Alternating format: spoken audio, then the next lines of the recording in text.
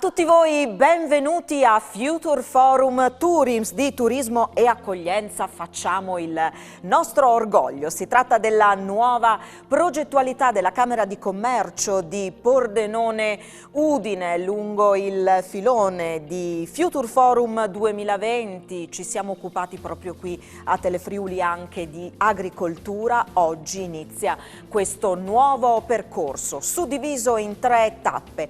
4 appuntamenti televisivi il martedì su Telefriuli, cui seguiranno il giorno successivo altrettanti webinar e poi un percorso di formazione. Ci occuperemo naturalmente di turismo e lo faremo andando a conoscere i siti UNESCO del Friuli Venezia Giulia. Iniziamo subito con il benvenuto del Presidente della Camera di Commercio di Pordenone Udine, Giovanni Da Pozzo. Benvenuti a questa iniziativa promossa dalla Camera di Commercio di Udine e Pordenone che andrà a parlare per 4 puntate televisive seguite successivamente da 4 webinar di un comparto che sta soffrendo moltissimo ma che è in attesa di ripartire, il comparto del turismo, e lo declineremo con quelli che sono gli elementi focali della ripartenza. Gli elementi focali sul turismo sono la sostenibilità, sono il digitale, sono l'aspetto culturale e sono anche l'aspetto enogastronomico. E la novità sarà che ad ogni puntata ci sarà l'abbinamento fra uno dei nostri siti dell'UNESCO, quindi partiremo con Aquileia, successivamente Palmanova, Cividale e Dolomiti e il sito di Pallù, con quello che è la caratterizzazione all'interno di un'economia sostenibile, di un'economia digitale, di un'economia culturale, di un'economia enogastronomica. Sarà molto interessante, seguiteci. Un nuovo progetto che è anche una nuova sfida per la Camera di Commercio di Pordenone Udine e per Promoturismo FVG. Sentiamo allora il direttore marketing Bruno Bertero che ci spiega appunto come si svilupperà questo progetto a partire dal tema della sostenibilità. Nell'ambito dell'accordo siglato tra Camera Commercio e Promoturismo FVG, il tema della formazione diventa strategico per l'implementazione delle competenze dei nostri operatori. È una visione congiunta che mira a rafforzare quelle che sono le competenze specifiche in ambiti per ogni singolo segmento di operatore. L'elemento fondamentale è quello di utilizzare le tecniche a nostra disposizione declinandole su quelle che sono le singole attività. Nella fattispecie, in questo primo ciclo di incontro, parleremo del tema della sostenibilità. Creare aziende e attività sostenibili è un presupposto fondamentale per affrontare strategicamente il turismo di domani.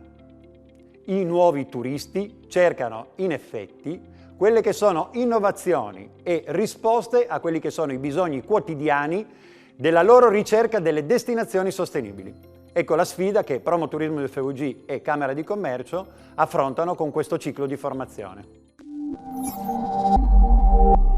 Il primo dei 4 appuntamenti dedicati ai siti UNESCO del Friuli Venezia Giulia ci porta oggi ad Aquileia. Andremo a scoprire quella che nel passato è stata una vera e propria metropoli. Pensate che è arrivata ad essere la 4ª città della penisola italica. Il nostro viaggio ad Aquileia comincia con la guida turistica, poi ci faremo accompagnare alla scoperta del territorio tra cultura, paesaggi, enogastronomia da Walter Filipputti. L'area archeologica di Aquileia e la Basilica Patriarcale sono siti UNESCO dal 1998. Aquileia fu una delle principali e più ricche città dell'antico impero romano. Fu fondata nel 181 a.C. come colonia di diritto latino, come avamposto nell'area dell'estremo oriente della penisola italica, ma ben presto divenne un importantissimo porto grazie alla sua posizione favorevole, al suo porto fluviale ben collegato col Mar Adriatico, e divenne ben presto quindi un crocevia dei commerci, un centro di scambio di merci e genti tra l'area dell'Europa centrale e danubiana e tutto il Mediterraneo. Aquileia era la 4ª città più grande di tutta la penisola italica, possiamo definirla una seconda Roma. Pensate che Aquileia aveva addirittura quasi 100.000 abitanti, era quindi una vera e propria metropoli per l'epoca. Gran parte dell'antica città di Aquileia è rimasta intatta ed è ancora sepolta. Per questo motivo Aquileia rappresenta uno dei più completi esempi di città antica romana dell'area del Mediterraneo. La Basilica Patriarcale di Aquileia ebbe un ruolo importantissimo come centro di diffusione del cristianesimo in tutta l'Europa centrale durante il Medioevo. All'interno della basilica è possibile ammirare uno splendido mosaico risalente al IV secolo d.C., che risale appunto alla prima basilica aquileiese. Questo mosaico, con i suoi più di 750 metri quadri, rappresenta il più grande tappeto musivo di tutto l'impero romano occidentale, databile al periodo paleocristiano.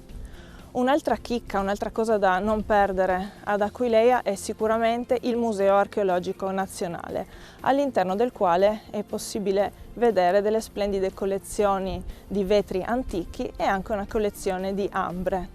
Un altro consiglio di visita qui ad Aquileia è la Domus di Tito Macro, che è stata recentemente riportata alla luce e valorizzata, con un intervento di valorizzazione che tra l'altro rappresenta un unicum in Europa. È stata infatti questa Domus antica romana è stata infatti ricoperta con una copertura in laterizio che ricalca, simula i volumi di questa antica casa romana di un ricco aquileiese che comprende, pensate, circa 1700 metri quadri.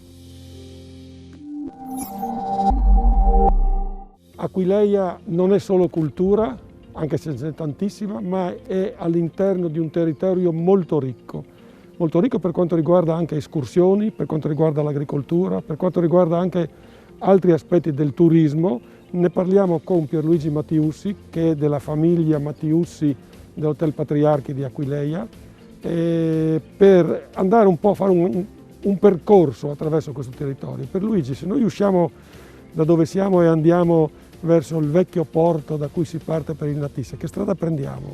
Hai detto bene Walter, Aquileia non è solo storia e cultura, ma è anche territorio. Risalendo via Roma, la via del Museo Nazionale, arriviamo all'antico porto del fiume Natissa. Che tra l'altro dove c'è anche... Dove c'è uno dei nostri locali, sì, tra locali. l'altro. Quindi da lì possono partire numerose escursioni in laguna. Ci può andare a mangiare anche in laguna. Andare a mangiare esattamente nei casoni della laguna, e ci possiamo collegare al territorio di Marano. Quindi Aquileia e Marano sono collegati anche dalla via fluviale. È una laguna stupenda tra l'altro da fare, specialmente al tramonto, sono dei colori unici. Eh sì, è un panorama unico, bisogna almeno una volta andare a fare una visita. Detto questo, Aquileia non è solo cultura, ma è anche agricoltura. Ecco, nell'agricoltura c'è però una particolarità, no?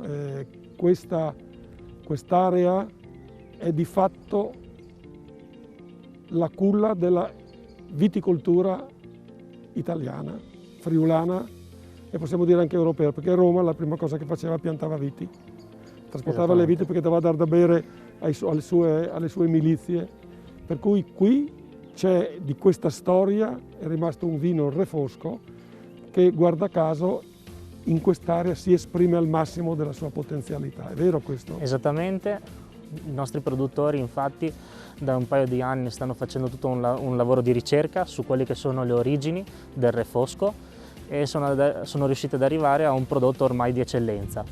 Oltre al refosco cosa c'è? Oltre al refosco noi abbiamo il Traminer. Sì. Traminer, che è un'altra uva autoctona. Nasce aromatica, sì. Nasce alle porte di Aquileia, e anche questa è un elemento di lustro per quella che è l'agricoltura aquileiese. Territorio vuol dire anche cultura gastronomica, e questo è un altro fiore all'occhiello di questa bellissima area, perché qui, grazie al patriarca Lodovico Trevisan, siamo attorno alla metà del 1400, arriva un grande cuoco che scrisse un libro fondamentale per la cucina dell'epoca, il libro De Arte Coquinaria, che si chiamava Martino da Como. Voi tra l'altro avete fatto degli eventi qui ad Aquileia, Pierluigi, in onore di questa cucina. Esattamente, tra l'altro proprio in questi giorni è partita una ricerca riguardo ai suoi manoscritti, perché l'idea della ristorazione è di riprovare a mettere in pratica quelle che sono state le sue ricette. Martino, ricordiamo, è stato un grande gastronomo del periodo del patriarcato, tant'è vero che anche il nostro chef attuale Carlo Cracco ha deciso di mettere su un'accademia del gusto in suo onore. Siamo partiti dalla cultura storica, siamo arrivati alla cultura dell'enogastronomia, delle culture che vivono bene insieme e sono figlie una dell'altra. Come vi dicevo, questa trasmissione fa da anteprima ad un webinar. Protagonista del primo appuntamento è Sergio Cago, il consulente formatore sui temi del turismo e della cultura. Supporta destinazioni e aziende turistiche, pubbliche e private, a progettare e governare la loro strategia complessiva, dal posizionamento al prodotto, dalla reputazione alla valorizzazione fino alla promo commercializzazione. Ed ora una brevissima pillola, una sintesi dei contenuti che poi l'esperto svilupperà nel corso del webinar. Sostenibilità è una parola di gran moda, se ne parla tanto, tantissimo, forse anche troppo, e se ne parla molto in abbinamento al turismo. In seguito alla pandemia abbiamo riscoperto nuovi bisogni, abbiamo riscoperto il piacere delle esperienze in natura e la qualità dei momenti in equilibrio con l'ecosistema che ci ospita. La sostenibilità è la base per la costruzione di un nuovo modo di interagire e di creare servizi turistici che ha avuto successo l'estate scorsa ed è destinata a restare nel tempo. Nel webinar affronteremo questa tematica e parleremo di come la sostenibilità possa essere uno straordinario elemento di sviluppo per il turismo di oggi e di domani. Siamo arrivati alla conclusione della prima puntata di Future Forum Tourism. Vi ricordo domani l'appuntamento con il primo dei 4 webinar programmati. Noi invece ci vediamo martedì prossimo alle 18:40 su Telefriuli. Arrivederci.